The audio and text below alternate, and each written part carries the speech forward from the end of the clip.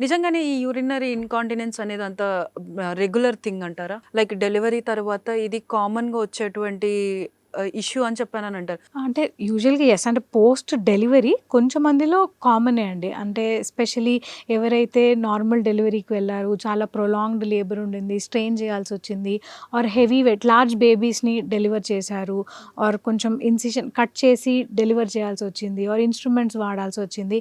ఇలాంటి ప్రెగ్నెన్సీస్‌లో కాస్త యాస్ సచ్ ప్రెగ్నెన్సీ టైంలో కూడా కొంచెం అంత బేబీ వెయిట్ వల్ల ఏవైతే ఆ కండరాల మీద ప్రెషర్ పడుతుందో ఎస్పెషల్లీ లాస్ట్ ట్రైమెస్టర్‌లో 6థ్, 7థ్, 8థ్ మంత్ ఆ టైంలో దగ్గితే, తుమ్మితే యూరిన్ లీక్ అవ్వడం అనేది కాస్త ఉంటుంది.